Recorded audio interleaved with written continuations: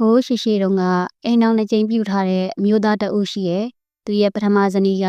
ဂျောလို့ခေါ်တဲ့တတအုပ်ကိုမွေးဖွားပြီးတော့ငငယ်ရွယ်နဲ့ပဲဆုံးပါသွားခဲ့တယ်ဒုတိယဇနီးကတော့ဂျင်မီလို့ခေါ်တဲ့တတအုပ်ကိုမွေးဖွားခဲ့တယ်ယောက်ျားရဲ့ကျမနဲ့ကလေးတွေကိုထားမသွားပါနဲ့ငါမရှိတော့ရင်မင်းတို့တယောက်ကိုတယောက်ချစ်ပြီးတော့ဂယုစိုက်ကြပါတွေးကရေထက်ပိုပြစ်တယ်ဆိုတာမင်းတို့သိချမှတ်ထားပါစိတ်ချပါဖေကျွန်တော်တို့နှစ်ယောက်ကတယောက်ကိုတယောက်ချစ်ကြပါတယ်ကျွန်တော်တို့အတွက်အဖေစိတ်မပူပါနဲ့ပြီးတော့မင်းရဲ့သားလိုပဲကျော်ကိုလည်းကြည့်ရှုစောင့်ရှောက်ပေးမယ်မဟုတ်လားစိတ်မပူပါနဲ့ကျမသူ့ကိုဂျမီနဲ့တန်းတူပြုစုစောင့်ရှောက်ပေးမှာပါအဖေ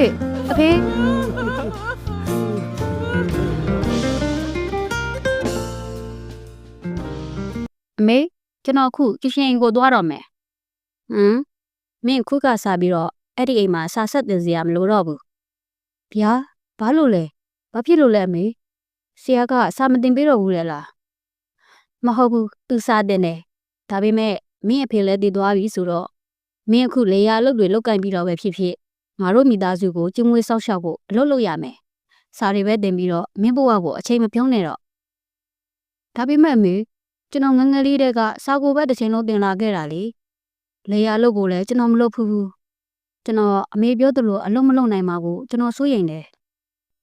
မင်းလက်ကြောတင်းရမယ်ဘသူကမှမွေးကြတဲ့ကတက်မလာဘူး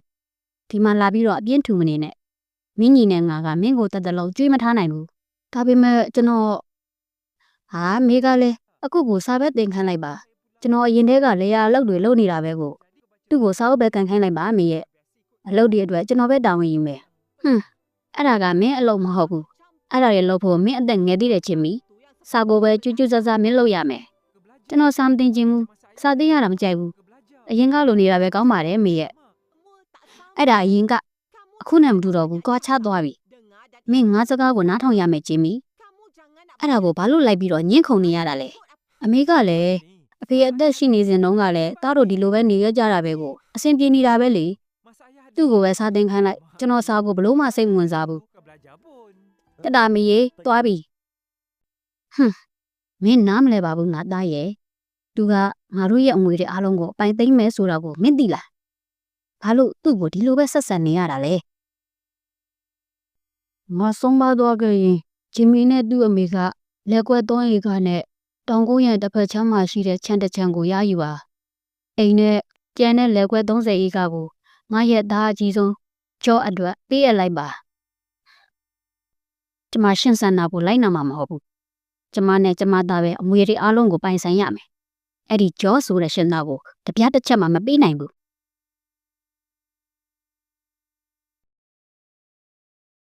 မင်းတို့နှစ်ယောက်တောထဲပို့သွားပြီးတော့တက်သားချောင်းတွေဝယ်ခဲ့ရမယ်ငါတို့မှမိစာကုန်းနေပြီရော့အဲ့ဒီအတွက်ပတ်စံတေချာလဲသိမ်းကြအောင်ကြော်ကြီးဒီခရီးစဉ်ပြီးသွားရင်တော့မင်းကငါ့အတွက်ဝင်တော့ဝင်ဖို့ဖြစ်မလာတော့ဘူးအမေမျက်နှာကဘာလို့ကြောက်စရာကောင်းနေတာလဲဒါမှမဟုတ်ကြော့အတွက်မကောင်းတဲ့အစီအစဉ်ကြောင့်ပဲလားဟုတ်ကဲ့ပါမေ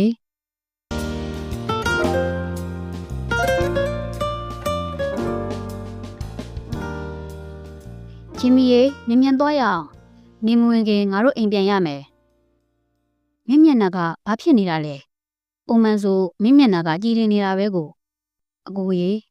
အခုဘောကျွန်တော်တကယ်ဒီလိုမလုပ်ချင်ပါဘူးမနှက်ဖြန်မင်းတို့နှစ်ယောက်ကိုတော်ရဲသွားခိုင်းပြီးတော့တသားဝယ်ခိုင်းမယ်ဒီအခွင့်အရေးကိုသုံးချပြီးတော့ချော့ကိုဖယ်ရှားပြရမယ်သူဒီအိမ်ကိုအသက်ရှင်ရနဲ့ပြန်မလာစေနဲ့ဗျာအမေကျွန်တော်ဘာလို့ဒီလိုလုပ်ရမှာလဲသူကကျွန်တော်အကိုပဲလေဘာလို့သူ့ကိုတက်ပြရမှာလဲမင်းအဖေကတည်သွားပြီလေပုံမှန်ဆိုရင်သူကအကြီးဆုံးသားဖြစ်လို့အမွေတွေအားလုံးကိုသူပဲရလိမ့်မယ်အမေတို့ကအသုံးမဝင်တဲ့လက်အေးကနည်းနည်းပဲပိုင်ဆိုင်ခွင့်ရတယ်အမေအဲ့ဒါတွေကိုမလိုချင်ဘူးဒါပေမဲ့အဲ့ဒီလိုလုပ်ရမှာကျွန်တော်ကြောက်တယ်ကျွန်တော်တို့ကအတူတူကြီးပြင်းလာခဲ့တာလေတယောက်ကိုတယောက်လည်းအရန်ချစ်ကြတာကျွန်တော်ဘလို့တက်ပြရဲမှာလဲဒါတွေကိုထက်မစင်စားနဲ့အမေအတွက်လှုပ်တာလှုပ်ဆန်းပါပြီးတော့သူကမင်းနဲ့အကိုရင်းလည်းမဟုတ်ဘူးမင်းတို့နှစ်ယောက်ကိုတမေးတဲ့မွေးထားတာမှမဟုတ်တာငါသားရဲ့မင်းရဲ့အနာဂတ်အတွက်မင်းလုပ်ကိုလုပ်ရမယ်ရော့ ဒီမှာဒါကအစိတ်ထုတ်သူစားမဲ့အစားစားတဲ့ထဲလိုက်သူကမင်းကိုယုံကြည်နေတော့မို့သူဘာတစ်ခုမှကြိုတင်ကာကွယ်ထားနိုင်မှာမဟုတ်ဘူးမင်းတမန်ရမယ်ငါသားခဏလေးနဲ့ပြီးဆုံးတော့ပါလိမ့်မယ်ဘယ်သူမှလည်းဒီကိစ္စကိုသိမှာမဟုတ်တာ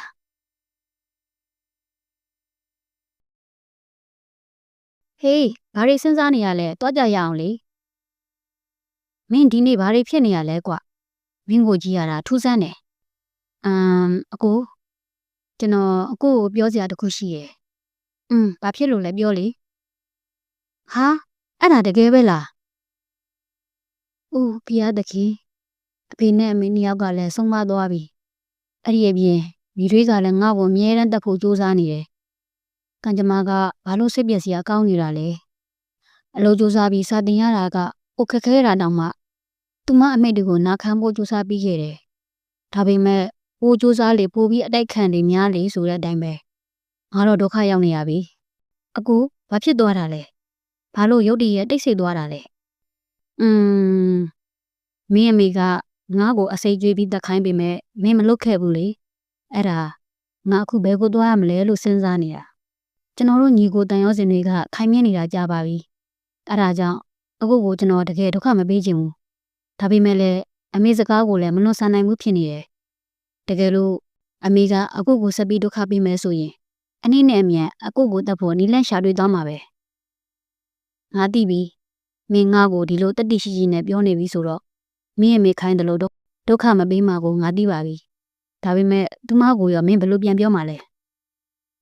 ဒီပတ်စံယူသွားအကိုနေစရာအတိတ်ရှာဖို့တုံးလိုက်ပါကျွန်တော်အိမ်ပြန်ပြီးတော့အမေကိုအကိုသေးပြီလို့ပြောလိုက်မယ်အဲ့ဒါကြောင့်အကိုစိတ်ချလက်ချနဲ့ထွက်သွားပါတနေ့နေ့ကြာရင်တော့အိမ်ပြန်လာခဲ့ပေါ့ကျွန်တော်တို့ပြန်ဆုံခွင့်ရမှာပါအကိုအတွက်စဉ်းစားပြီးလို့ကျေးဇူးပါပဲညီလေးရာဒါကနှစ်ဖက်လုံးအတွက်အကောင်းဆုံးလို့လည်းအကိုထင်ပါတယ်ငါတို့ရဲ့တန်ရုံးစင်ကိုဘယ်တော့မှမမေ့ပါဘူးမင်းလည်းဂီယူဆိုင်ပြီးနေခဲ့ပါငါတို့တနေ့ပြန်တွေ့ကြတာပေါ့ကွာတနာစရာကောင်းနေကြောပါလားငါလည်းတရိတ်ဆန်တကောင်ကိုတက်ပြီးတော့အိမ်ပြန်ရမယ်ဘာပဲဖြစ်ဖြစ်တွေးကိုမြင်ရင်တော့အမေလည်းတန်တရားဖြစ်မှာမဟုတ်တော့ဘူးငါတိနေတဲ့ချင်းမီငါခိုင်းတယ်လို့မလုပ်ဘူးဆိုတာကိုတော်သေးတာပေါ့ငါအနောက်ကလိုက်ချောင်းကြည့်နေလို့ချောကိုတဖို့အခြားနည်းလမ်းပြင်ဆင်ချိန်ရခဲ့ပြီလူငယ်လေးပေါမို့ယုံမလားကွခမရကဘာတူလဲကျွန်တော်ခမရကိုယဉ်နီးနေတယ်လို့ပဲမင်းလူမနေတာဖြစ်မှာပါအတော့ကဒီနားမှာပဲတစ်နှစ်ပတ်လုံးဈေးရောက်နေတာလေမင်းနဲ့ဆုံဖို့ရအောင်လဲဘယ်ကိုမှမသွားဘူးမုတ်လေးတစ်ခုလောက်အားပေးပါအောင်အတော့မူတွေကဈေးသက်သာပြီးတော့ရတာရှိပါတယ်ငါဂျီမီပြောတဲ့ဇလန်ကိုစိတ်ဆွဲနေတာဖြစ်နိုင်တယ်လို့ငါမိတွေကလည်းဒီနေရာမှာပေါ်လာစရာအကြောင်းမရှိပါဘူးလေဟုတ်ကဲ့ကျွန်တော်ကိုမုံနှစ်ခုလောက်ပေးပါဟုတ်ပါပြီမုံနှစ်ခုမှငွေနှစ်ပြားပဲကြပါတယ်ကွ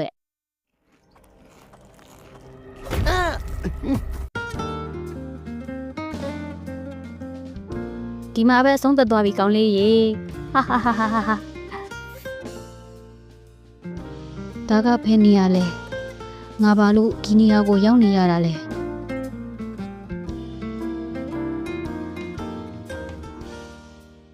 ဟုတ်ပြီငါသိပြီမော်ရောင်းတဲ့မိမကငါ့ကိုလှည့်ဖျားဖို့ကြိုးစားနေတဲ့မိသွေးမကြီးပဲဖြစ်ရမယ်ဒါကြောင့်မို့သူမရဲ့မျက်လုံးတောင်မှာရှိတဲ့မှန်နဲ့သူမကိုယဉ်နေတယ်လို့ခံစားနေရတာမထူးဆန်းတော့ပါဘူးသူမကငါ့ကိုတက်ဖို့အမျိုးမျိုးကြိုးစားနေတာပဲသူမကတော်တော်ရက်ဆက်တာပဲကံကောင်းလို့ငါမသိတယ်ငါလည်းတန်ရပြင်းပြင်းထန်ထန်ရထားတော့လမ်းလျှောက်ဖို့ခက်ခဲနေလိမ့်မယ်ငါအခုဘာလုပ်တင်လဲဒီနေရာကငါအမေရဲ့အုပ်ကူနဲ့နီးတယ်ထင်တယ်ငါအဲ့ဒီကိုတွားပြီးတော့ပဲဖြစ်ဖြစ်ရအောင်ကြိုးစားရမယ်အမေကဘာကြီးကအရန်ကျဲတယ်ကျွန်တော်ဘယ်ကိုသွားရမှန်းမသိဘူးကျွန်တော်သွားစရာဆိုလို့အမေစီပဲရှိရဲ့ကျွန်တော်ဘာလို့ရမှန်းမသိတော့ဘူးအမေဘာလို့အစောကြီးထွက်သွားရတာလဲအဖေကလည်းထားသွားတယ်အဲ့ဒါတောင်မိတွေကကျွန်တော်ကိုဒုက္ခပေးဖို့ကြိုးစားနေတယ်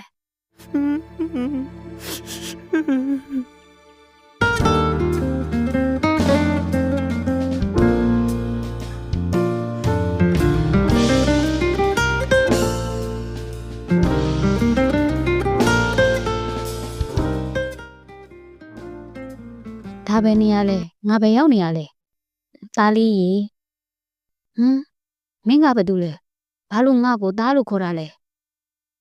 ဒါဆိုရင်ဟုတ်တယ်ငါကမင်းအမေပဲအမေဟုတ်လားအမေကတေးသွားပြီးပြီလေဘလို့ဖိနစ်ငတ်လို့ပြောင်းသွားရတာလဲမင်းမနေ့ကငါအုပ်ကူစီလာပြီးတော့တနေ့လုံးငိုနေခဲ့တာလေအမေမင်းအတွက်စိတ်မကောင်းဖြစ်လို့ဖိနစ်ငတ်လို့ဘဝပြောင်းသွားပြီးတော့မင်းကိုဒီခေါ်လာခဲ့တာဟာတကယ်အမေပဲလားကျွန်တော်စကားတွေကိုကြားပြီးသွားပြီလားအမေရဲ့ကျွန်တော်အရန်စိတ်ညစ်တယ်ကျွန်တော်အခုဘာလို့ရမလဲမသိတော့ဘူးအမေကျေးဇူးပြုပြီးတော့ကျွန်တော်ကိုကူညီပါဦးမိတွေကကျွန်တော်ဒီတာကိုပဲအလိုရှိနေတာသားစိတ်မပူပါနဲ့မင်းရှိကိုအမေရောက်နေပြီပဲမင်းကိုဘီကင်းတဲ့နေရာကိုခေါ်ဆောင်လာတာပါငါသားစိတ်ချပြီးနေလို့ရပါတယ်ဒီနေရာမှာဘယ်သူမှမင်းကိုဒုက္ခမပေးဘူးကျွန်တော်အိမ်မက်မှန်နေတာမဟုတ်ဘူးမလားအမေတကယ်ကျွန်တော်ကိုကောက်ွယ်ပေးမှလားသိကြတာပေါ့ငါသားကိုဘယ်သူမှဒုက္ခမပေးစေရဘူး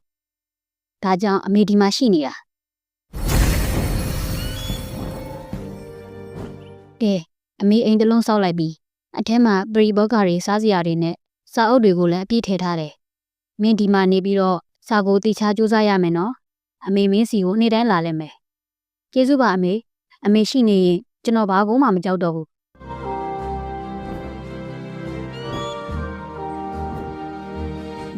အဲဒီနေ့ကစပြီးတော့ဖိနစ်ငတ်ကဂျောအိမ်ကိုညတိုင်းသွားလဲခဲ့တယ်မနက်ခင်းမှာစဖတကောင်နဲ့နှုတ်ခဲ့ပြီးတော့အဝေးကိုပြန်လှမ်းသွားတယ်ဂျောကလည်းသူ့အမေကိုစိတ်မပြည့်စေရအောင်စာကိုကြွကြွဆဆနဲ့ကြီးမြင့်ထန်ထန်လေ့လာခဲ့တယ်လူသဘောတဘာဝသည်အခြေခံအဖြစ်ကောင်းမွန်သည်အတိတ်ဘယ်မှာလူတို့သည်မူလဇာတိအဖြစ်ကောင်းသောရိုးသားသောသဘောဖြင့်ဝေးဖွားလာကြခြင်းဖြစ်သည်ဟေးဘဲလာဒီအနီးနားမှာတစုံတစ်ယောက်စာအုပ်ဖတ်နေတဲ့အတန်ကိုကြားရလားဟုတ်တယ်တစုံတစ်ယောက်စာအုပ်ဖတ်နေတဲ့အတန်ဆိုတာအမှန်ပဲမမလေးဒီလိုကြီးလက်တော်မော်ဒေတာမှာလူတွေရှိနေသေးတာလားပြီးတော့အဲ့ဒီရဲ့ပုံမှာပညာရှင်တစ်ယောက်ရှိနေတယ်လာအဲ့ဒီကိုတွားချကြည့်ရအောင်အထဲမှာတယောက်ယောက်ရှိလားရှင်ဟုတ်ကဲ့ခမတို့ဘာကိုရှာနေကြတာလဲဗျကျမတို့ဒီတောင်ပေါ်ကိုအသီးရက်တွေခူဖို့လာခဲ့ကြတာပါအသီးရက်တွေစုံအောင်ခူးရင်းနဲ့ပဲအချိန်တော်တော်ကြာသွားတယ်အခုကမိုးလဲချုံနေပြီဆိုတော့တောင်အောက်ကိုပြန်ဆင်းဖို့ကျမတို့အတွက်မိစာလေးများပေးနိုင်မလားလို့အကူအညီလာတောင်းတာပါအော်အထက်ဝင်ပါအောင်ကျွန်တော်မိစာပေးလိုက်ပါမယ်ဒါနဲ့ဒီမှာရှင်တယောက်ထဲနေတာလားဟုတ်တယ်ဗျကျွန်တော်တယောက်ထဲနေတာပါအရာအလုံးကိုကျွန်တော်ဘာသာဂရုစိုက်ပြီးတော့နေပါတယ်ရှင်ကပညာတော်သင်တယောက်ပုံစံပဲနော်ဟုတ်တယ်မင်းကကြည့်တတ်တာပဲကျွန်တော်ကပညာတော်သင်တယောက်ပါဒီလိုတွေ့ဆုံမှုတွေပြီးတဲ့နောက်မှာတော့ဂျောနဲ့အဲလီကတဦးနဲ့တဦးမေတ္တာတော်ဝင်ချစ်ကြိုက်လာခဲ့ကြတယ်သူတို့နှစ်ဦးကြားမှာရှိတဲ့ချစ်က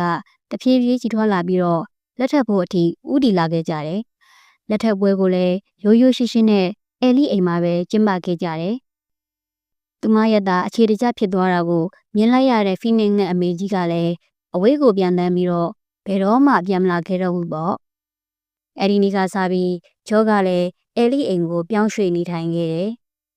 ယောက်ျားကြီးအရင်နောက်ကျနေပြီအနားယူအောင်လားမင်းအရင်အိယာဝင်းနေမှာချက်ကိုဒီစာအုပ်ပြီးအောင်လက်ဆက်တော့မယ်ကိုအတွက်မင်းလုပ်ပေးတာနဲ့ထိုက်တန်အောင်ဒီစာမေးပွဲကိုအောင်ဖြေဖို့ဆုံးဖြတ်ထားတယ်ယောက်ျားရဲ့ရှင်ရဲ့စူးစမ်းမှုနဲ့အားထုတ်မှုတွေကြောင့်အောင်မြင်မယ်ဆိုတာကိုကျွန်မတန်တရားဖြစ်စရာမလိုပါဘူးကိုကနိုင်ငံတော်ရဲ့စာပေအရာရှိတယောက်ဖြစ်ပြီးတော့မင်းနဲ့အတူဘိုးဘွားတွေကိုယေရှုတင်ကြောင်းပြောဖို့အတွက်ပဲဆန္ဒရှိခဲ့တာအဲ့လိုနေရောက်လာမယ်ဆိုတာကိုကျွန်မယုံပြီးသားပါ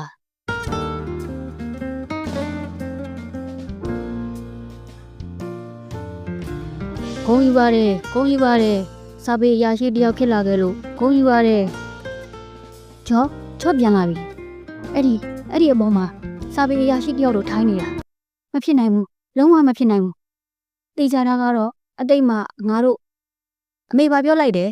ချောပြန်လာပြီဟုတ်လားကျွန်တော်တို့ရွာကိုစာပေအရာရှိလာမယ်လို့ကြားထားတာချောဖြစ်လိမ့်မယ်လို့မျှော်လင့်မထားဘူးကျွန်တော်သူ့စီကိုသွားရမယ်အိုးမသွားနဲ့ငါသားဘာလဲမဟုတ်ဘူးအရင်က မဖြစ်နိုင်ဘူး။အိုးသူအခုပြန်ရောက်လာလား။ကျော်ရဲ့ဝိညာဉ်ပဲဖြစ်ရမယ်။ငါ့ကိုလက်စားချေဖို့ပြန်လာတာပဲ။မဖြစ်ဘူး။ငါပုံးရမယ်။ငါအခုမြန်ပုံးရမယ်။ကျော်ပြန်လာတာကိုတွေးသွားပြီးတဲ့နောက်မှာတော့မိထွေးမကြီးဟာထိတ်လန့်တကြားနဲ့သူမရဲ့ကတင်အောက်ကိုဝင်ပုန်းနေခဲ့တယ်။သူမကအရန်ထိတ်လန့်လွန်နေတာကြောင့်သူမရဲ့သဲကြေပေါက်သွားခဲ့ပြီးတော့နေရာမှာပဲတည်ဆုံးသွားခဲ့တယ်။ပြီးတော့ပရိတ်တကောင်အဖြစ်ပြောင်းလဲသွားပြီးတော့သူမရဲ့ဘဝကညီကုန်းချုပ်သွားခဲ့တယ်။